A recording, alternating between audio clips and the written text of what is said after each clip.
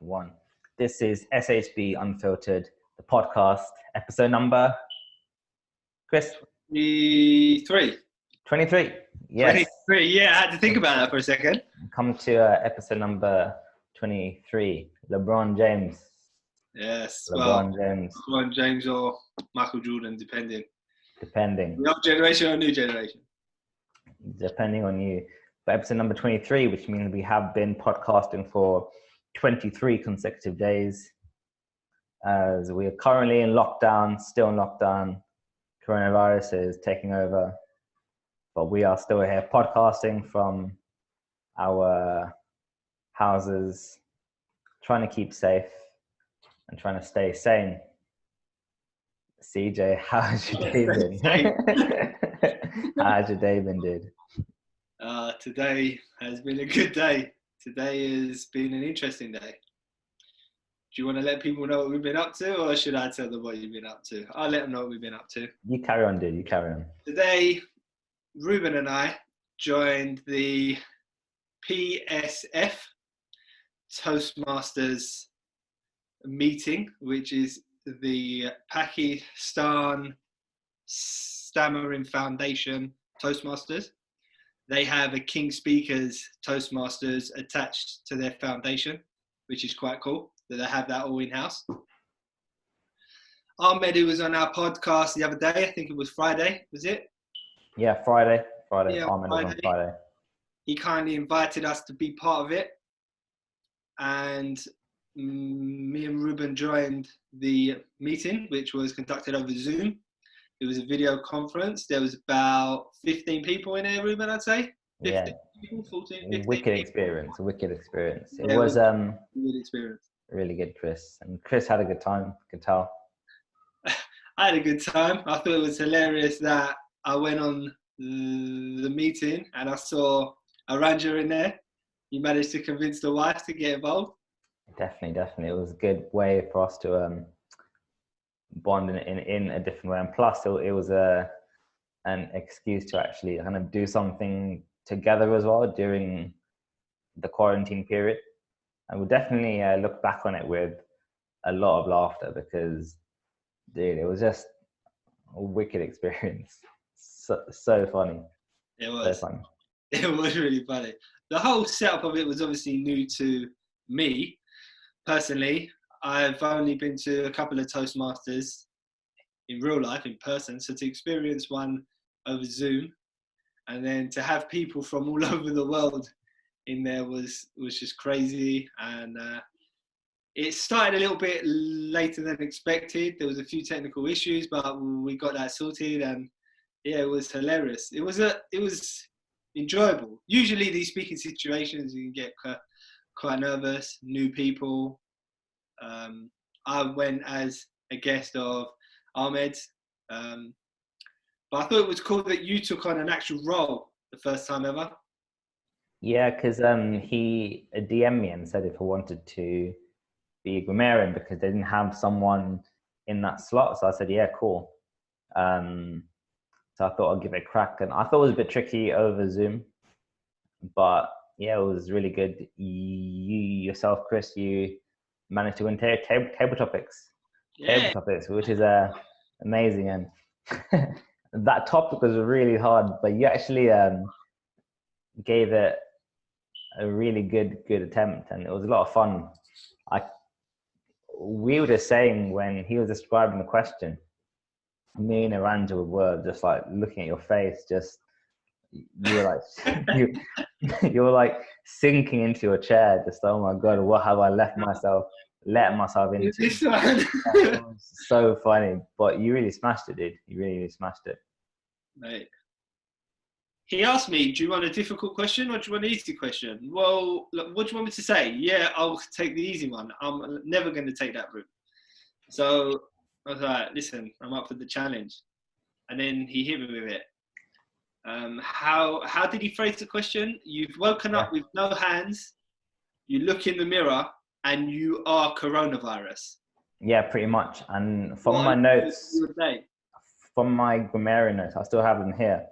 Some of the lines you came up with, I didn't have time to go through everything in detail because they were quite rushed with the grammarian section, but some of the stuff he came up with was like so funny, because you start speaking in doubles. So Okay. so you said things like, I live on metal surfaces, I live on fabric surfaces, and then like I think when you finished it, it was quite powerful as well. You finished it with, are people after me? Are people trying to wipe me off the world? And I was thinking like, wow, he actually gave this virus personality. He personified a virus that is kind of very relevant at the moment in the world, but gave it personality and got me thinking, shit, man, like, we all think the virus is the bad guy, but virus has feelings too, thanks to Chris's table topic. Yeah, really good. I was just trying to make light of the question, light of the situation that I was in, which was quite a daunting situation, because over Zoom, a Toastmasters meeting over Zoom, I think it's more daunting than in person, because you look across your screen, you've got all these boxes and everyone's there like, and they're properly looking at you, and I felt like I was being watched more than I ever have been when I've done any type of public speech, whether it be at a Toastmasters, whether it be at a lecture hall, whether it be at a family event. I felt today, but then I don't know if the difficulty of the question played a role. And obviously I was trying to think on my feet, which is always quite difficult, but it was cool, man. Listen, take on the challenge. I had fun. It's light-hearted. Everyone's there to improve themselves, and that's what I rate. There were so many people there to take action. Really good. And maybe for next time, if you want to come back on Sunday, you can bring Chris Papacosta on as well. Chris, I love it. Chris, you're up. Yeah, so he can go global. There were actually a few other things that I didn't get a chance to say, like reading back on my the notes I took as grammarian. There was do you remember the evaluator, the second one? He was a bit hench. Can we just clear up for people that might not know, what is the role of a grammarian? In every Toastmaster meeting, there is a person who's called the grammarian. They would propose a word of the day that everyone has to try to incorporate into their speech, and also look out for devices in kind of how the language is used. So if there's any kind of clever things in there, or patterns of speech, or things that are quite interesting, then the grammarian can pick them out and report back. It's also a good way for you can share kind of other people's strengths with the rest of the group that they may have missed out on. So you have a specific person that picks out these things. So, so for example, I picked out quite a few things from the first speaker. So he was quite descriptive, and he gave like really descriptive words to some of his experiences, which meant we could feel the emotions when he was talking about some of his past stories. He spoke in short sentences, which made it very impactful. He was asking quite a lot of rhetorical questions and then answering them. One of the other guys incorporated a thing called the power of three that we use in Toastmasters, where you speak in threes. So you could ask rhetorical questions in three parts, or kind of like speaking, say, like 3 points at a time. And that's quite effective. Now, this evaluator, this hench dude, he had a sentence, and when he said it at first, I thought, oh, right, this is really cool. And then I wrote down the sentence on my notepad, and he actually spoke in a palindrome. So if you don't know what a palindrome is, it's something that is, if you have a word that's spelled the same way forwards and backwards. So an example could be boob. So you can spell boob forward and backwards, but he gave a sentence in a palindrome, which was, I could have picked a better example, but if that's okay, I might. I was thinking, I was glad you could have chosen that. But, an example. So he said, you don't limit the challenge, you challenge the limits. So when he said that, I wrote that down in my notes, and you could see that the word doesn't, with the sentence, you could kind of say it the same way backwards and forwards as well. So that was quite interesting. And like I said before, you were speaking in first person with your coronavirus topic, and Aranja was speaking in like hypothetical third person. So there's different, like it isn't just public speaking and just chatting and stuff. It's there's quite a lot going into it. But anyway, it was a good experience. We're gonna like deep dive a bit more probably, because there was quite a lot going on in terms of people in that group who were stuttering. It was quite a very international group as well. But yeah, like, what did you think of the vibe in there and stuff? Encouraging and positive, and what do you feel going into it, and how do you feel there? I thought, as well as us at SHB, I thought that was the most positive stuttering community that I've ever been involved in. The way they push each other, the way they encourage each other, the way they applaud each other for the action that they take, is like very similar to us. And I think it was really nice to see, people were describing other people's journeys and congratulating them on how far they'd come. People were comparing their first speech they ever made to one that they made today, and they were like, your transformation has been amazing, the way you're prepared to implement this, the way you've learned that. In your first speech you didn't do this, but today you've done this, this and this, you've taken it on board. And it's not just about stuttering, it's about learning how to present, it's about learning how to communicate more effectively. I thought it was brilliant that there's a R clocker, counter, is it?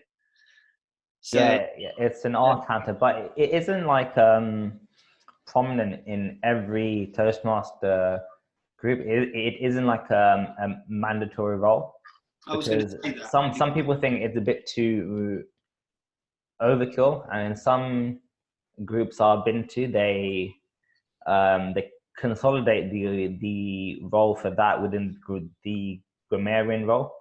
Mm-hmm. So the grammarian would do both. So I was quite surprised that they had a separate R counter for this meeting, because even if it was like a small group with 14 to 15 people, it will be easier to consolidate certain roles where they can. I just wanted to ask you then, because they are really kind of like pro working on their speech, and that's precisely why they actually established Toastmasters group within the Stuttering Foundation itself. Now, do you think that it's important for any stuttering organization or charity to have some kind of path to actually improving your speech available? And if they don't have anything, then are they actually serving a purpose to their community? What do you think? I think it is very important to have that. I think you need to know what you're working towards, and you need to have a way to see how far you've come. And I think today, that Toastmasters meeting was a great way for those individuals that were making the speech today to see how far they'd come. Now, I don't know the ins and outs of what Ahmed implements, and I don't know what his program is in terms of the ins and outs, but I do know that by helping people take action and making them confident and comfortable to get involved in something like a Toastmasters meeting, that only proves that that person is making progress, because that person probably would never have dreamt of being able to do something like that before they met Ahmed. And that's why I think it is very important. Now, not to say it has to be a Toastmasters, but when you're working on your speech, it's very important to have goals and milestones that you want to hit personally. Because when are you going to test yourself? When are you going to see, okay, I'm doing this, I'm working on my speech, I'm implementing these mindset tools, I'm doing this every day, I'm advertising, but when are you going to test yourself that you're actually doing things now that you never believed would be possible before you started to work on your speech? If you're not testing yourself, then how do you know how far you've come? And then also, you might be so pleasantly surprised. You might think you've not come that far, and then you do something like that and you realize, wow, I've actually come far. And then it motivates you even more. So yeah, I think it's like essential. What do you think, Rubes? Yeah, completely agree as well. And on top of that, it gives the members a platform to actually embark on the journey if they choose to. Because if you don't have any kind of like pathway there, and if you're purely just built to signpost to like a wide range of courses and programs and stuff, then are you really helping your members? The reason why I bring it up is like it isn't kind of a secret that sometimes, because we are quite a new charity within the stuttering community, I don't think people maybe take us seriously at times. And maybe because we were linked before to previous programs and groups, people don't kind of want to align themselves with us.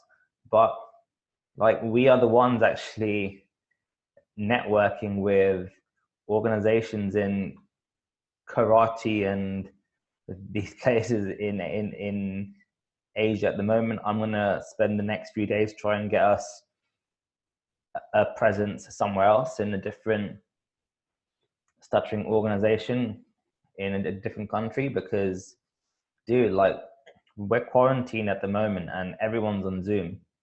And to be honest, like, we could spend our time on house party or like organizing pub quizzes and that kind of stuff, or we can actually be proactive within the community and start like integrating with our friends globally, because in the end 1% isn't a lot, and this 1% here, it was probably less prominent elsewhere, because the presence of stuttering here, yeah, is quite small. That there isn't much exposure, but it's probably worse off in other countries where kind of they aren't as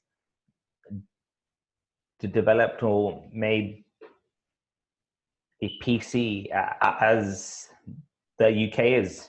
So it's less kind of, it's harder to actually put yourself out there as someone with an impediment or perceived disability.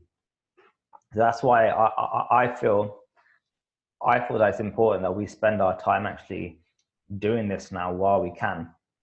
Because like you said on the podcast a few weeks ago, if you come out of the lockdown and you haven't kind of achieved anything or like learned a new skill, then you've actually missed the trick.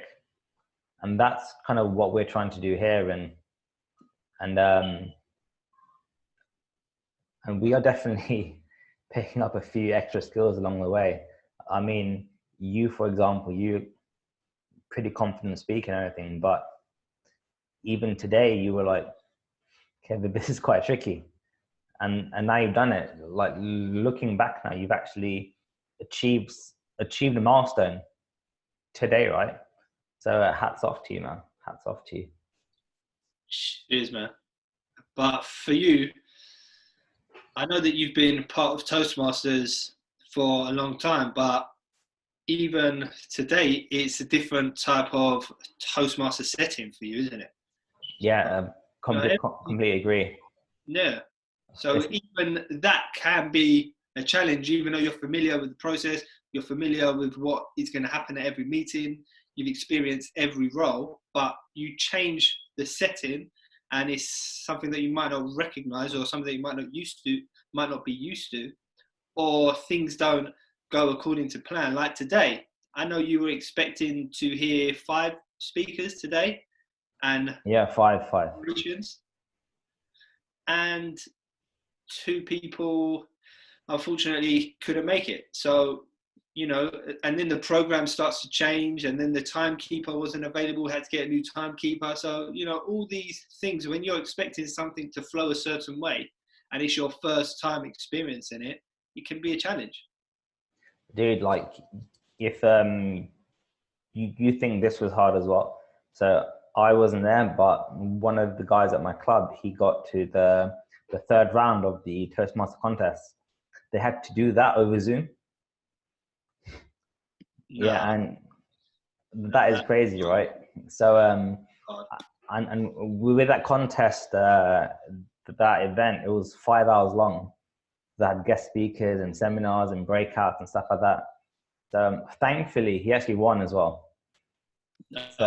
So he got through to district finals, which is massive, by the way, really, really big. However, like, this is brand new for like quite a few of us, and for me, it was my first Toastmaster meeting over the video conferencing. So I want to do a few more just to get that under my belt. So Ahmed, if you're watching, I'll see you next Sunday. Looking forward to that. Chris Papacosta will hopefully be joining us too. Well, we're gonna have to see about that, because next week is Greek Easter. So Greek Easter doesn't fall on the same weekend as the English Easter. So next week we might be tied up, but we'll see if we can take a couple of hours out, and we'll see if we can work it out.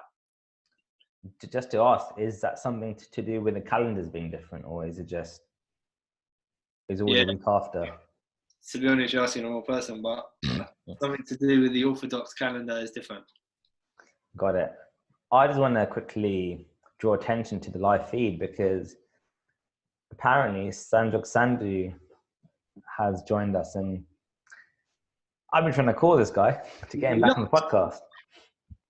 Yeah, he's lost. Has he clicked onto Facebook rather than Zoom today? Is that what he's done? No, I have no idea, man. But Sanjog, if you're out there, I hope you're doing well. I hope you're good. Sanjog Sandhu. Chris, what can SHB learn from today? Because I feel like there's so much to actually think about and process and take away, because there's a few things we can actually incorporate and move forward. Maybe put some of these aspects into our meetups. Yeah, I think one thing that I learned today is in terms of stuttering and how they view it abroad and how the stuttering communities abroad operate, I think it is quite different to the way we operate in the UK. I think that from my observation personally, the different stuttering communities abroad, they're more closely linked than we are here, and they're more willing to integrate together more than we are here. I feel like the UK is very divided in its stuttering communities. So you've got one over here, one over there, one over there, one over there. So if I've got a stutter and I want to get involved in a community, I feel like I have to choose one. And I feel like I have to commit to that one.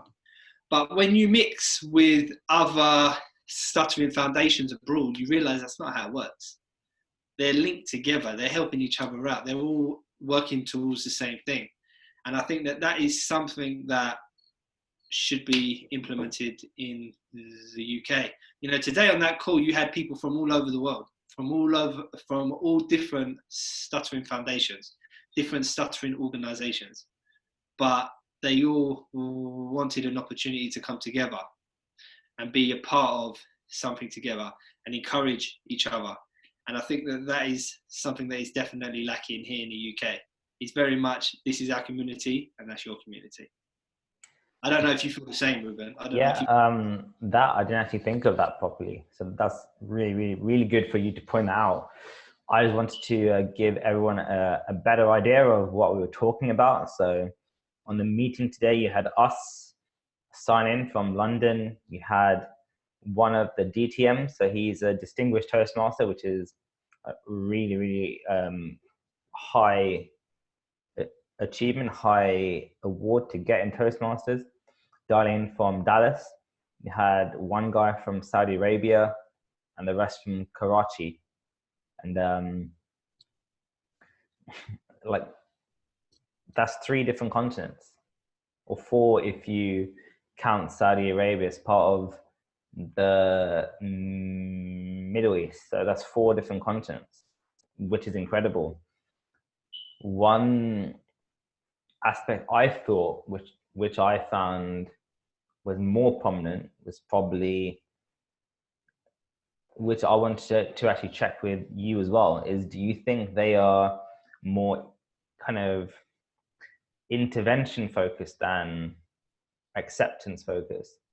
So I think here some people just happy to feel like they have acceptance and refuse to work on their speech. But out there, there's emphasis on actually saying like, try and improve, and you can get a better job or like take your salary or your life and everything to like the next level.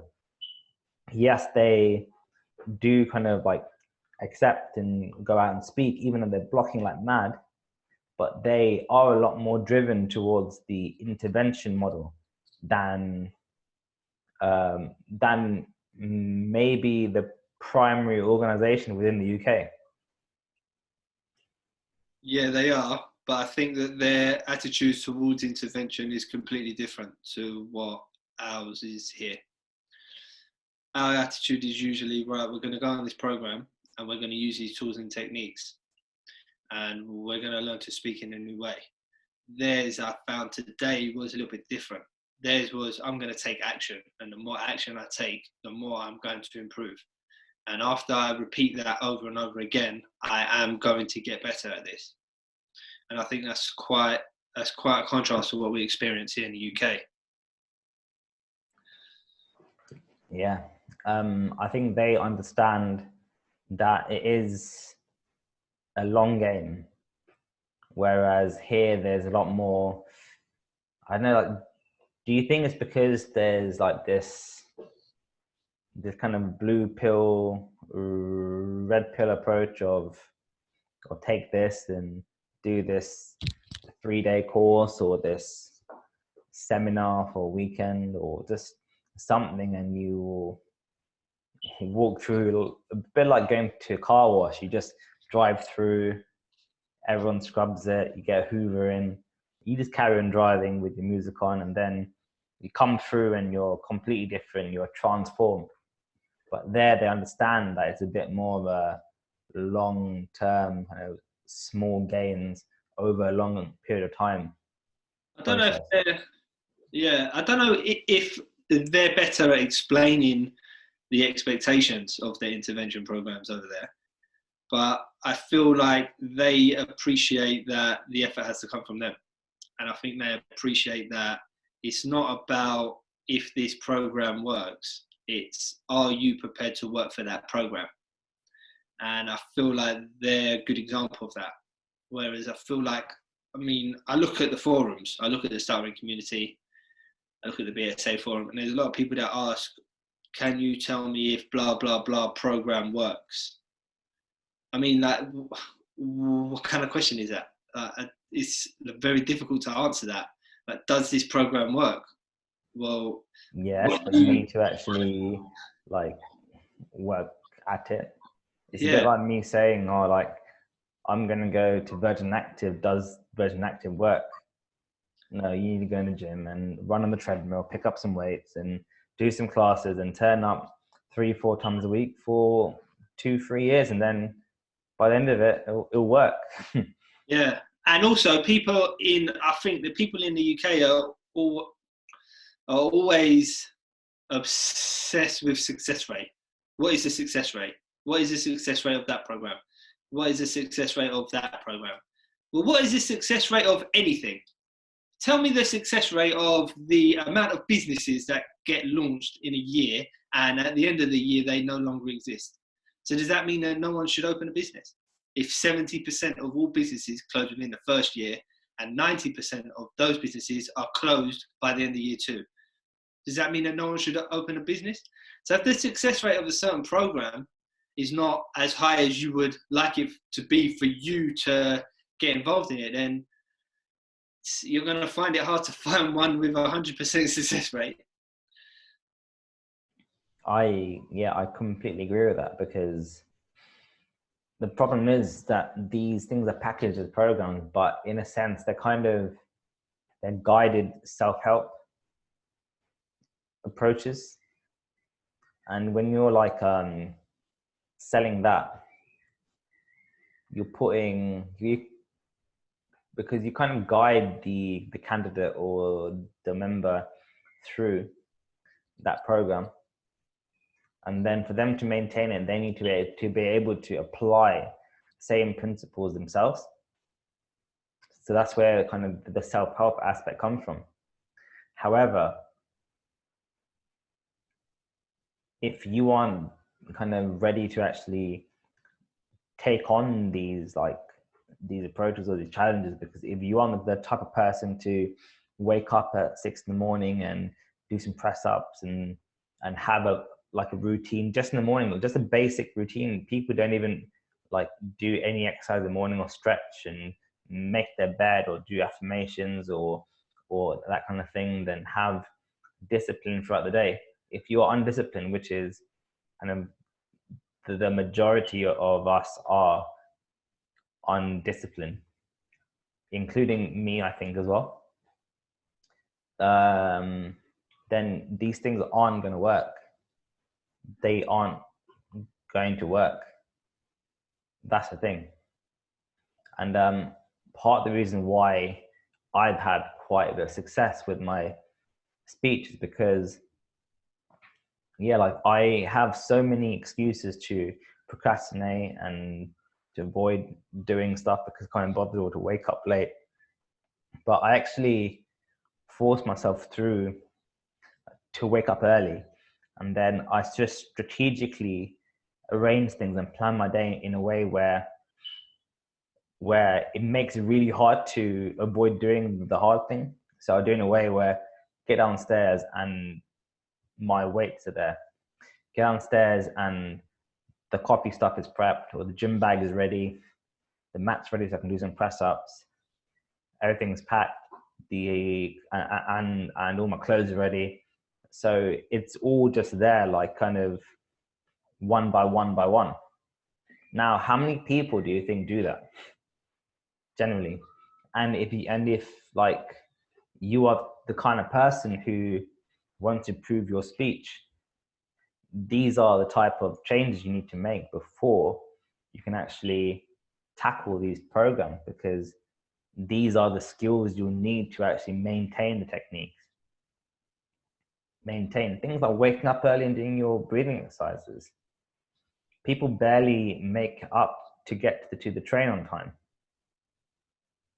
And I'm not saying as a dig, that's just really common. Everyone every morning is always late for the train. Why is everyone always running for the train? train's not late. That person is late. And if you need to like do a breathing exercise, then how can you build it in? And what I find when I speak to people from, you know, different countries working on their speech, they are a lot more driven. A lot more driven. They take ownership really early on. Look at that kid who did that first speech, and he was just speaking with so much freedom and just happy. And he talked about experiences in school, blocking, and experiences with a teacher, and having to speak when he didn't want to, but then spoke about the successes that he had at contests and events and stuff, and it was just incredible. But here, like, you kind of, people aren't encouraged to like push into those zones, and they're often applauded for doing the bare minimum. Yeah, I think there's a lot of skeptics in the stuttering community, and rightly so, because there is a lot of people offering a lot of things out there.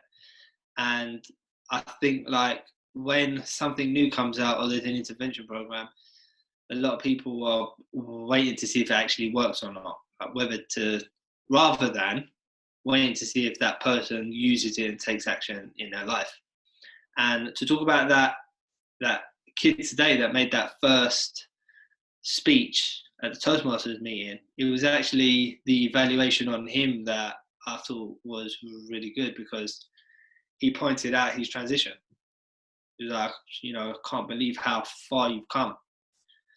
And this is what people in the stuttering community need to see to get inspiration. You know, it doesn't always have to be about how fluent you are or how much you stutter less now than before. It's about, is the stutter preventing you from doing things you really want to do? Is it preventing you from making new friends, getting part of new communities? You know, I never dreamed that I would be part of a Toastmasters meeting like I was today, over Zoom. Yeah, same here as well. Even as soon as 3-4 days ago, this is the last thing, or because it would have been really hard to actually expect to be on a video Toastmasters meeting on an Easter Sunday with a stuttering group in Pakistan. Yeah, with exactly. you, Chris, and my wife spending our afternoon, and like I told you earlier, and I told her, like, this is probably like the last place you would have seen each other after the wedding. Yeah, I know. Incredible, isn't it? I would have expected to see around you after the wedding. Yeah, and I'm definitely going to post your video up on Instagram as well. The tabletop is that. Yeah. I'll post a bit of it up because it was actually quality. You know what? On a serious note, if you ask me to repeat anything that I said during that tabletop, I wouldn't be able to tell you one word. Dude, so funny. Hilarious. I don't know. Hilarious. But I'm interested to hear the conversation you had with Aranja to convince her to come on it. It was pretty straightforward, actually. It was a lot easier than I thought it was, but I think she didn't expect, as in the way I explained to her first, I don't think she expected it to be like that. So by the time she was on, it was too late. She was like, wait, what's this? I said, oh, it's a bit like that. Because she's come to a contest before where I was speaking at a contest.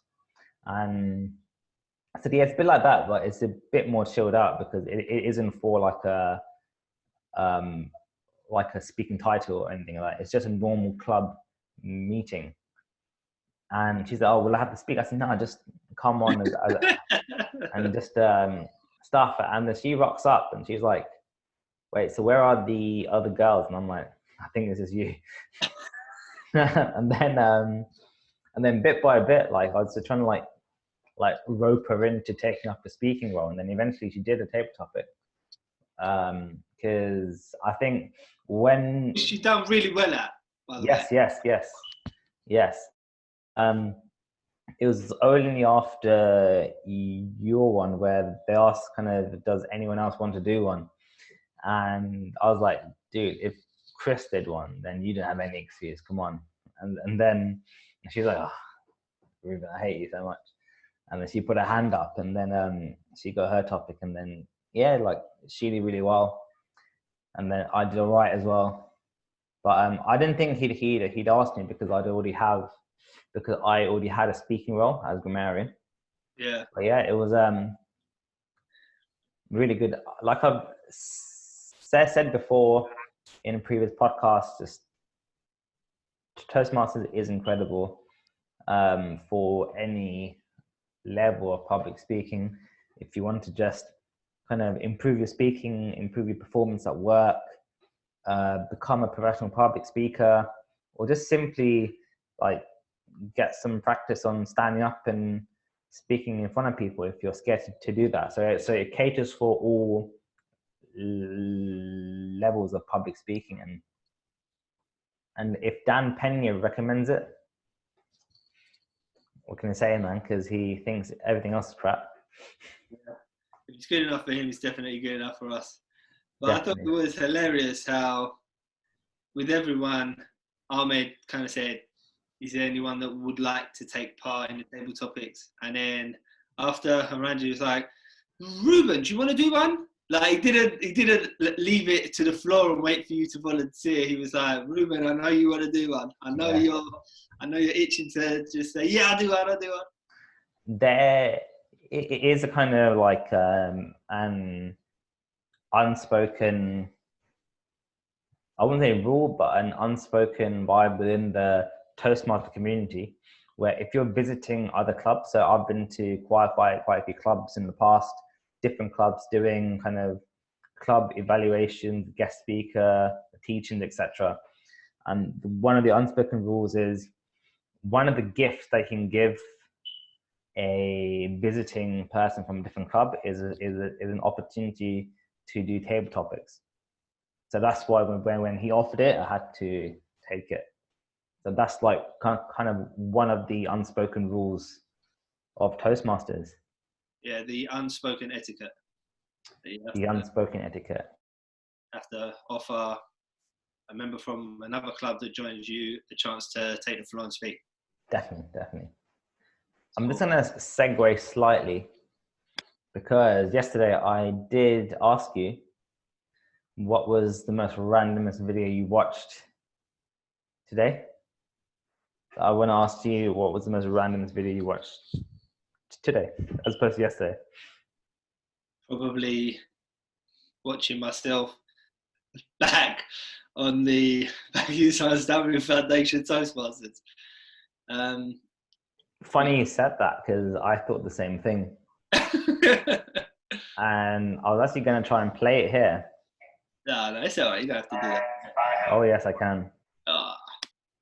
I can. So I'm going to try to reorganize this tech. You still hear me, Chris? You still there, Chris? Yeah. Yeah.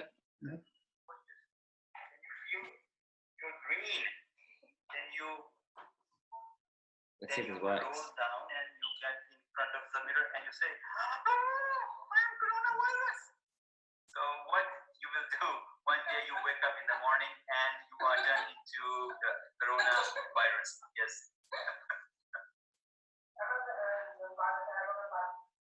Oh my God, I'm coronavirus. Go on, Chris. I'm here infecting people. Yes. So how you will spend your day, please? Today, I'm coronavirus. I am looking to jump from person to person.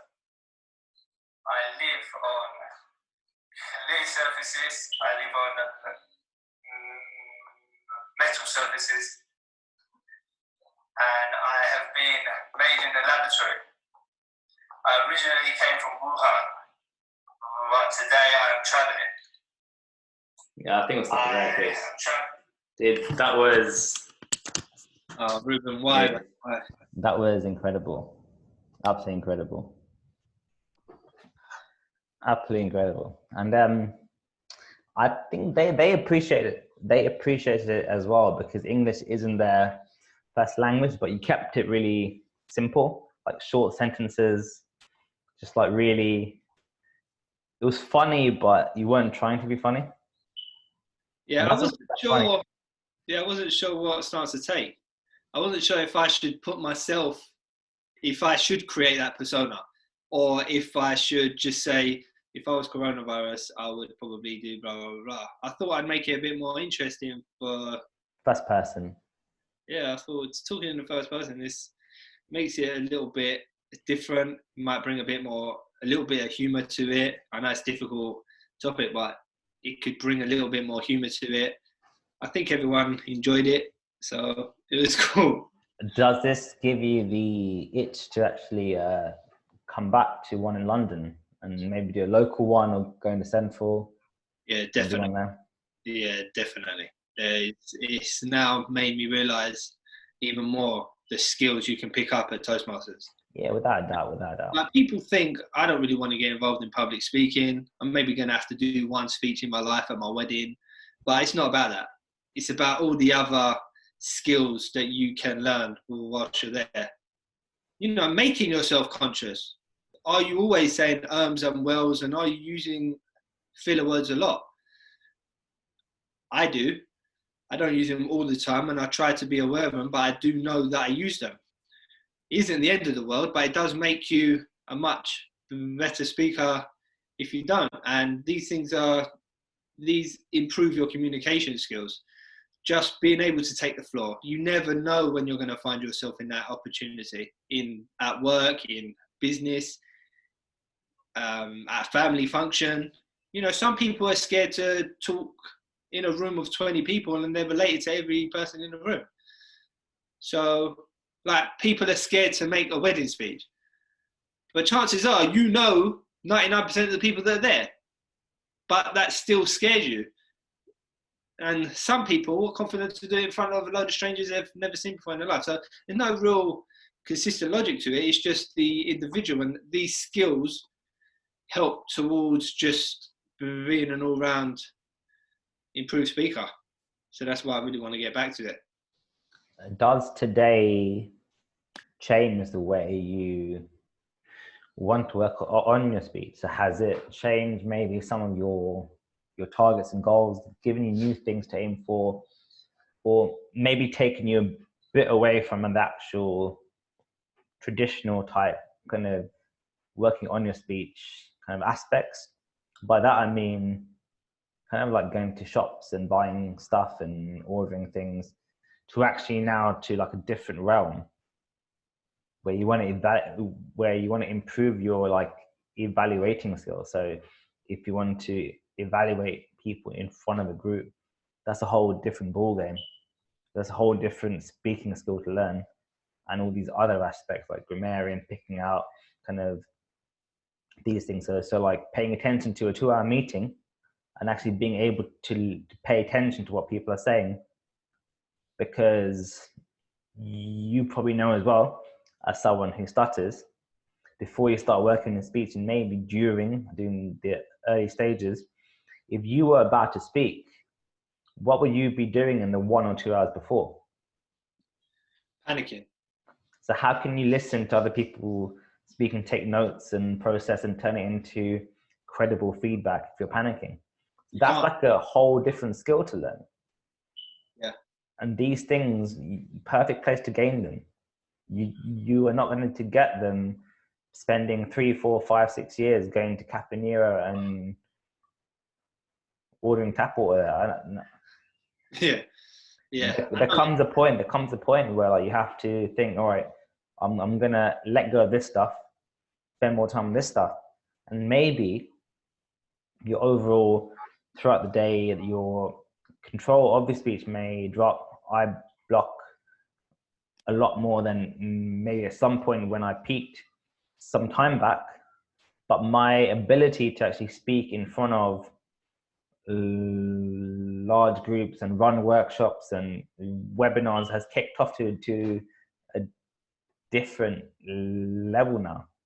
That's because I've spent more time putting my energy into these environments than kind of traditional contacts. So that's what I thought, like, kind of for you personally, this may be the next step for you. This may be the next step. Yeah, I mean, when you work on your speech, there are the early stages that are important to everyone. And what might seem a small win to me now was a massive win at the beginning, but it's gone past the stage that you care about the individual words, getting the individual words out, speaking in everyday situations. It's about learning how to handle more challenging conversations. So remove your speech for 1 minute. Fluent people find it very difficult to have certain conversations. So as a stutterer, those conversations will be even harder. As a business owner, you have to have difficult conversations quite often. And to be able to look at a situation, evaluate it, and be able to clearly articulate it in a way that is constructive, and it's not, you're not coming over aggressive, you're not coming across as you don't care. You're trying to say, this is what I've observed, this is what was right, but this is what was wrong, and these are the improvements that you need to make. If you don't develop that skill, then as a leader of a company, I think you're going to find it very hard. I think you're going to find it very hard to motivate staff, because staff like to know what they're doing right and what they're doing wrong. And they like to be told constructively. They like to know where they stand, rather than you allowing things to drag on because you don't want to have that uncomfortable conversation, and then you explode, which leads to that individual usually leaving your company. And one thing I've learned in business is that people don't necessarily leave the job, they leave the boss. So I want to be a boss that helps to improve my staff, helps to motivate them, helps to lead them. And I think that a lot of the skills that you develop in Toastmasters can really help that. And I think that's where I'm going to try and take my speech to the next level. It's not so much, oh, I'm going to block less, I'm going to do this less, I'm going to formulate more, I'm going to do more contacts, I'm going to get him to talk on the phone more. These things are good up to a point, but now you have to take it to the next level, and that is that next level. Do you think as well that the fact that you are actively working on your speech and doing these crazy things, do you think that just as actions actually give a message to the people who work for you, thinking, all right, so Chris actually identifies areas for himself to improve and is open to actually trying things out and taking risks and still trying to learn things. So it gives them the onus to actually learn things as well and identify their areas of improvement. Because I'm sure you've had experience in the past of some managers who think they have everything that they need and they don't really push themselves, but expect the people to work under them to push themselves and go on training courses. So the fact that you were doing it, do you think that actually sends a positive message to the people who work for you? Yeah, I personally think to be successful, you have to have that willingness to learn constantly and always be a student and never think that you're an expert or a master at anything. Yes, you might be at a more advanced level and you might be able to teach other people, but you need to realize that you can always improve. There's always more to learn. And just because you've got to a certain level or you might have a certain amount of money, it's nothing to do with that. It's about what other skills you can gain and which areas can you improve on.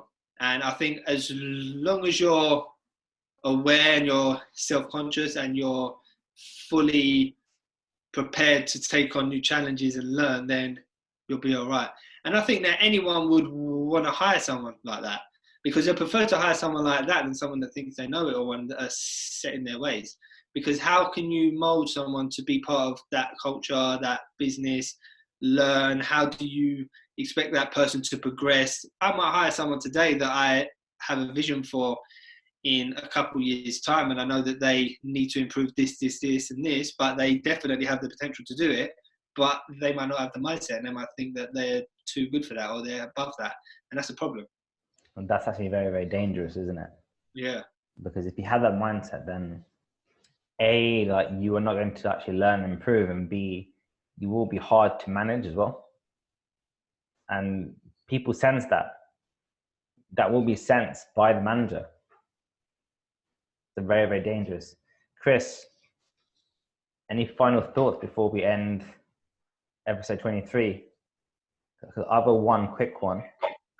I've actually thought of 2 words that are palindromes. Mom and dad. Okay, easy, right? I've thought of one. Go on. Level. Oof, that's a lot better than my 3-word palindrome. That's fierce. That's fierce, mate. It's fierce. There you go. But yeah, today's been a cool day, man, and another cool podcast.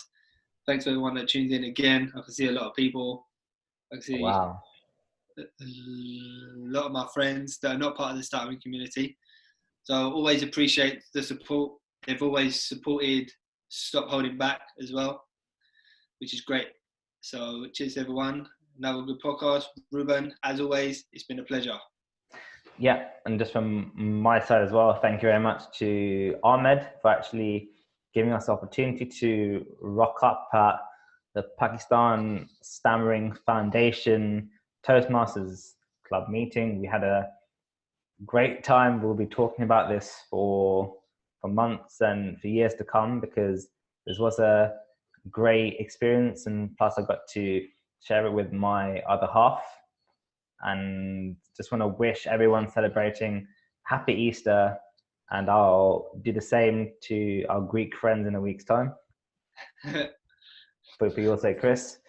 And yeah, it's fantastic. We are on episode 23, almost done, and this feels like it feels like a home now. So I actually am enjoying this podcast so much. It's a lot of fun, and I in a strange way, I'm going to be sad when the quarantine ends. You know, I'm going to be sad because, yeah, in a very, very strange way. I'm loving this. Every day. Same here as well. Our podcast, 6:15, live on Facebook, available on YouTube afterwards to catch up whatever you've missed. You know. Yes. It's cool. It is cool. Yeah. Cheers, Chris, as always. Thank you very much. And to everyone tuned in, thank you as well. And just remember, stop holding back.